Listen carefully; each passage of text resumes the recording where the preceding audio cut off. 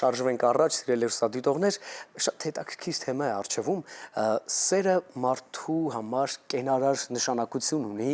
սիրո հիմքով են կազմվում ընտանիքներ, որոնք մարդկանց տրված են հոգևոր երջանկությունը նաև վայելելու համար, իսկ այդ ընտանիքներում այո լինում են սիրո շարունակություններ, որոնք մեզ համար համենայն դեպս ծնողների համար աշխարհի ամենաերջանիկ դժվար հաղթահարելի միևնույն ժամանակ պարտականությունն ու առաքելությունն է լինել ծնող, հայր եւ մայր։ Ես շուտով որպես կլինեմ բազմազավակ, այո։ Հայրիկ, այս տեքստը շատ ճիշտ է հնչում Հայկի կողմից, իսկ մենք իրականում խոսելու ենք հենց հայրիկների դերի մասին ծնողավարության մեջ եւ մեր տաղավարում է հոգեբան Արմինե Վարդանյանը, բարի լույս Արմինե։ Բարի լույս։ Շնորհակալ ենք, որ օրը մեզ եք սկսում։ Կասեք մեզ, երեխաներն ինչ են ցանկանում եւ ակնկալում իրենց հայրիկներից։ Կարելի է ամփոփ պատասխանել այս հարցին, թե ոչ։ Երեխաները առհասարակ իրենց ծնողներից, ինչպես եւ հայրիկներից ակնկալում են անվերապահ ընդունում եւ սեր։ Շատ կարճ եւ հստակ։ Բայց եկեք մի փոքր հիմա բացենք թեման եւ գնանք ավելի սկիզբ, որովհետեւ երբ ասում են ամուսիններ, կին եւ տղամարդ, չխոսենք լավ հավասարության մասին, խոսենք իրար լրացնելու կարևոր պայմանի մասին, ինչը կարծում եմ շատ կարևոր է եւ երբ ծնողը համարում ենք բացարձակ արժեք, այստեղ մենք չենք առանձնացնում հայրիկի ու մայրիկի պարտականությունների մասին, բայց ամեն դեպքում հայրը պիտի լինի իր ճիշտ տեղում։ Որն է գոնե այն 3 կարևոր կետերը, որ դուք կարող եք նշել, երբ հայրը իր տեղում է, ընտանիքում ամեն ինչ կլինի ներդաշնակ ու խաղաղ եւ կնոջ կողմից եւ ինչու ոչ երեխաների։ Տեսեք, իրականում շատ բարդ ինձ համար հարց է եւ շատ կարեւոր է այն մթնոլորտը եւ այն պայմանավորվածությունները, դերերի հստակեցումները, որոնք որ ստեղծվում են հենց յուրաքանչյուր ընտանիքում ծնողների միջև։ Այսինքն, որպես այդպիսին մեկ բանալի եւ մեկ բանաձև եւ մեկ կախարդական նախադասություն մենք չենք կարող ունենալ եւ տարածել բոլոր ընտանիքների համար, որովհետեւ կլինեն ընտանիքներ, որտեղ հայրիկները չափազանց ներգրավված կլինեն իրենց առօրյա գործունեության բերումով, հա, իրենց գործունեության տեսակից կախված եւ գրեթե բոլոր գործընթացներում ներգրաված կլինեն հայրիկներ, ովքեր գործի բերումով, հա, ինչու ոչ նաեւ իրենց ցանկությունից ելնելով մի փոքր ավելի քիչ ներգրաված կլինեն, բայց սա ամենևին չի նշանակում, որ շատ կամ քիչ ներգրավվածությունը երեխայի կյանքում առավելություն կամ թերություն է երեխայի կյանքում։ Այստեղ կարևորագույն գործոն է, ինչպես ամենասկզբում ասացի, ուղղակի երեխային սիրելն է ու ընդունել այնպիսին, ինչպիսին որ երեխան կա։ Մնացածը արդեն ընտանիքի ներսում որոշվող, քննարկվող հարցեր են, որտեղ որ դերերը, անելիքները բաշխվում են, հստակեցնում են եւ այստեղ երկու կողմերի եւ մայրիկի եւ հայրիկի բարեկեցությունը այդ կայացված որոշումների հետ, այսա շատ հենակետային եւ կարեւոր հարց է, որ այն ինչ քննարկվում է եւ այն ինչ որ որոշվում է, երկուսն էլ դրա հետ հաշտ լինեն եւ ընդունեն այն դերը, այն պարտականությունը, ներգրավվածության այն չափը, որի մասին որ իրենք խոսել են։ Երեխայի հետ որակյալ ժամանակ անցկացնելու տեսանկյունից հայրիկ-մայրիկ տարբերությունը կա, թե միևնույն է կարիքների առումով նույնն է։ Տեսեք, ի սկզբանե մենք կարող ենք ասել, որ այն ընտանիքներում, ես չի ուզենա, որ մեր զրույցը որևէ ձևով արժեզրկեր են ընտանիքները, որտեղ որ օրինակ մայրիկները միայնակ են մեծացնում երեխաներին, կամ հայրիկներն են միայնակ մեծացնում, կամ երեխաներ ունեն այլ խնամակալներ, հա, բայց եթե մենք դիտարկենք հայրիկ, մայրիկ եւ երեխաներ ընտանիքը, սա երեխայի զարգացման համար շատ լավ նախապայման է եւ հիմք է, որովհետեւ երեխան ունի շփման բազմազանության հնարավորություն, հա,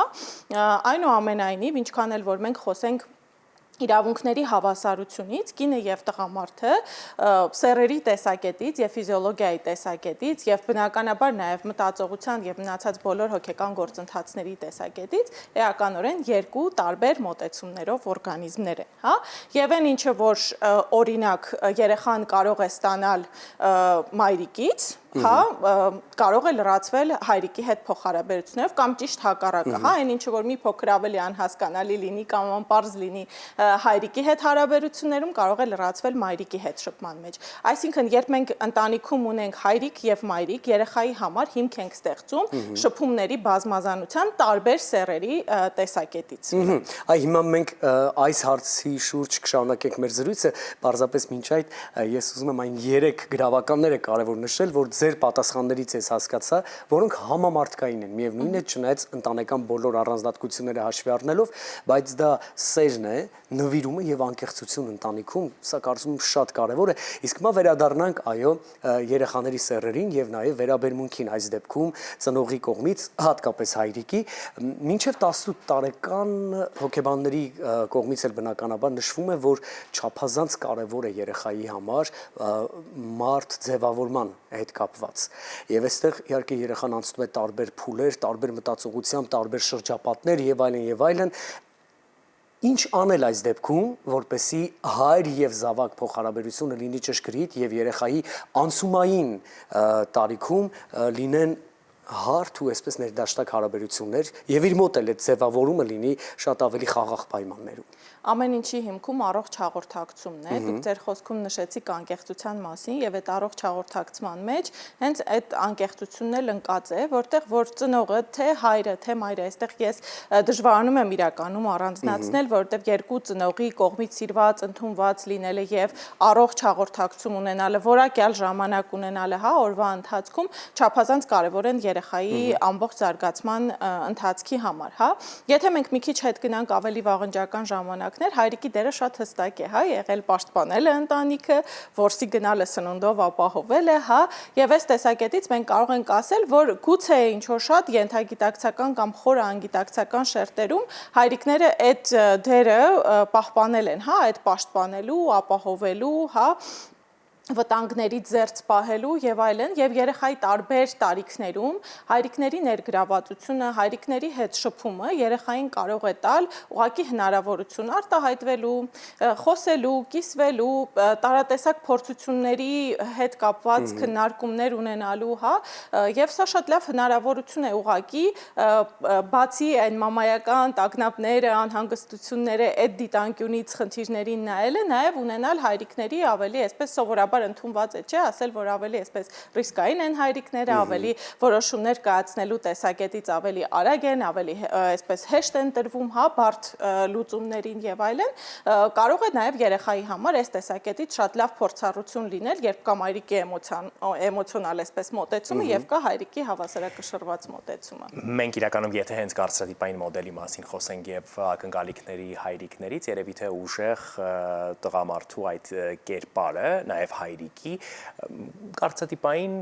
մեր ենթագիտակցության մեջ գուցե ուզենք թե չուզենք նստած է, բայց այս առումով եւ երեխայի մեծանալու հետ կապված, որքանով է կարեւոր հայրիկի խոցելիությունը, որքանով պիտի տղամարդը ընտանիքում եւ նաեւ որպես հայրիկ լինի հուզական եւ արդյոք անկեղծությունը նաեւ այս առումով է դրսեւորվում ու կարեւոր։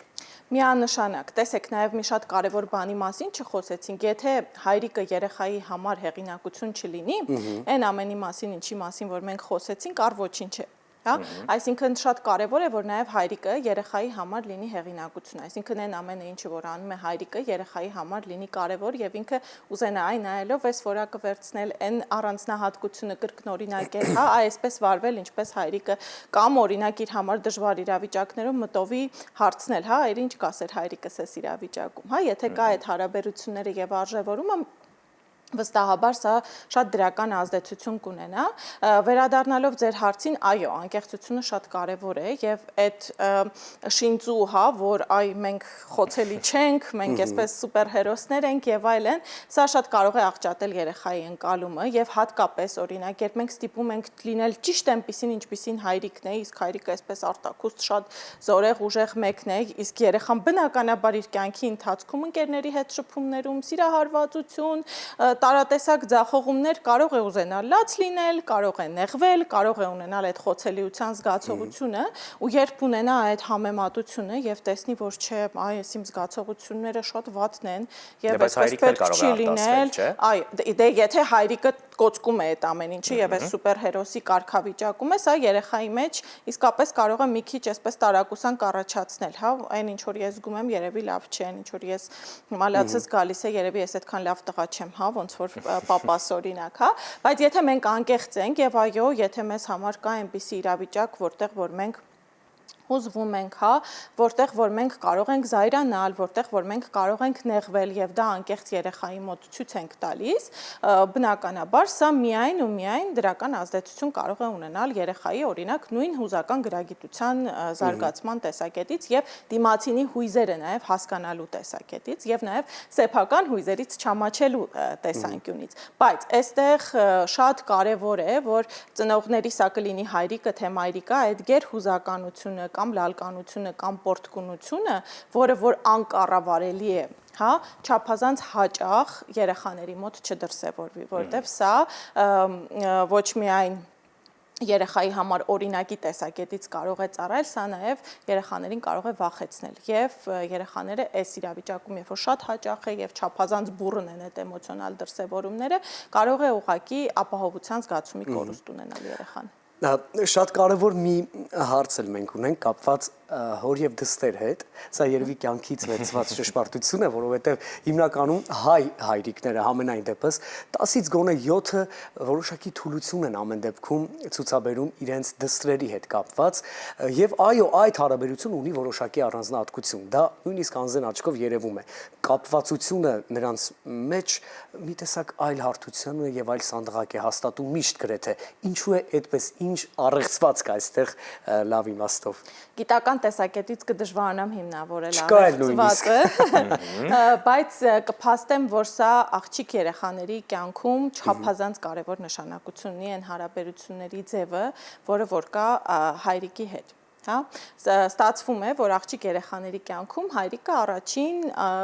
տղամարդն է, հա, որպես այդպեսին ում հետ որ ինքը շփվում է, եւ հայրիկի դրած սահմանները, հայրիկի բացատրած կարելիներն ու չի կարելիները, հայրիկի ներշնչանքները աղջկա գեղեցկության ամենալավը լինելու մասին երեխայի համար շատ կարևոր հենարան են, որոնց վրա որ ինքը հենվում է իր հետագա զարգացման եւ ձեր նշած այդ բուռն էմոցիոնալ, ոչ այնքան վստահ, հա, փուլերը ճիշտ եւ պատշաճ եւ առողջ ձևով հաղթահարելու համար եւ շատ կարեւոր է հիշել, որ եթե մենք ունենք առողջ փոխհարաբերություններ ընտանիքում, եթե մեր երեխաների համար մենք հեղինակություն ենք, մեր երեխաները մեր ցանկացած խոսքին հավատում են։ Եվ երբ մենք ասում ենք, որ մենք սիրում ենք, իրենք սովորում են այդ հարաբերություններին։ Երբ մենք ասում ենք, որ օրինակ հայրիկը աղջկան, որ ինքը ամենագեղեցիկն է եւ որ ինքը միշտ իրեն կպաշտպանի, աղջիկը սրան էլ է հավատում եւ կյանքում որևէ իրավիճակում, որևէ այլ օտար մեկը չի կարող աղջկան համոզել, որ ինքը վատն է, տգեղ է կամ անարժան որևէ մեկն է։ Հա, այսինքն այստեղ մենք հստակ կարող ենք նշել, որ